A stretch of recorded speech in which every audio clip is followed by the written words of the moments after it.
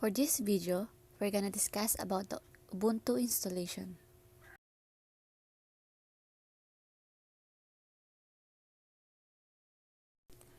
The first thing that we have to do is search for the Ubuntu installer.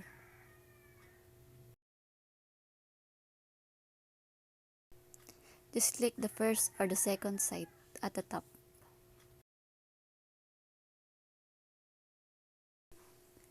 In here, we can download the Ubuntu. Just click download.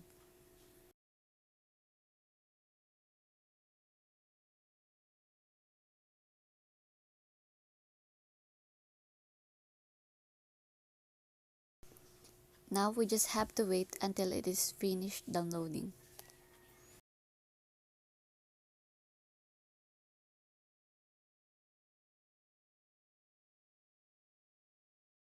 We can check it on the downloads folder.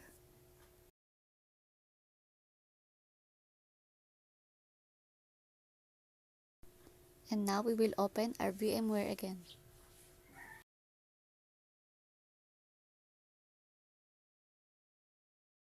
We just have to click create a new virtual machine. I will choose the I will install the operating system later. Choose Linux and the Ubuntu will be the automatic version. We can change the location or choose default location.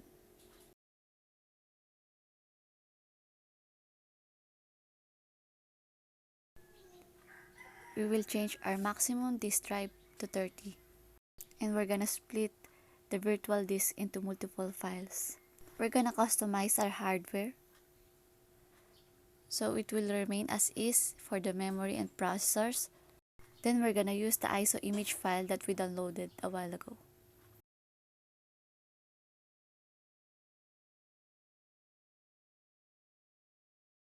And now we're gonna run the Ubuntu virtual machine. We're gonna click try or install Ubuntu.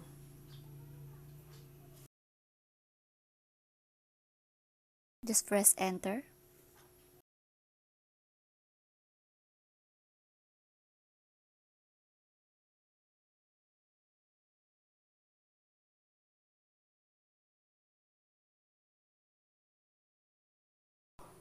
We're gonna choose English and install Ubuntu.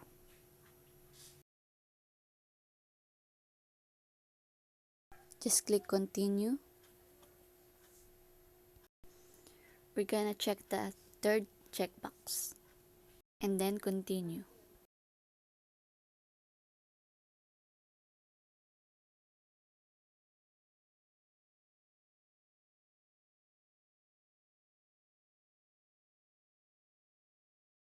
Then click install now. We're not gonna change anything.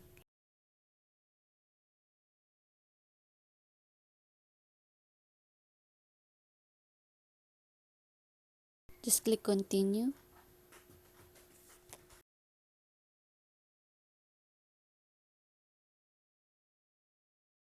I'm gonna choose Manila.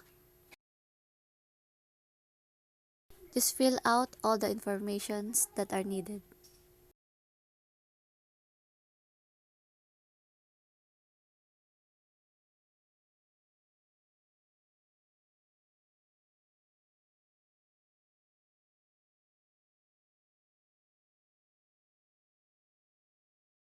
And now we're just gonna wait until the installation is finished.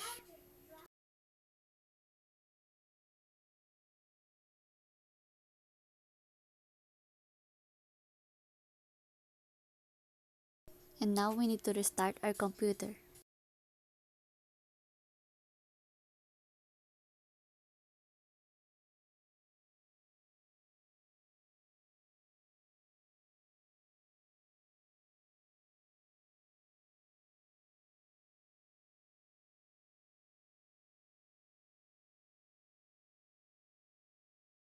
Now just click your user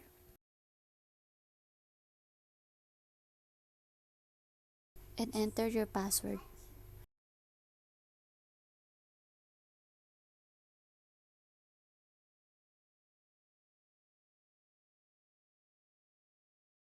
And now we're done. We successfully installed the Ubuntu.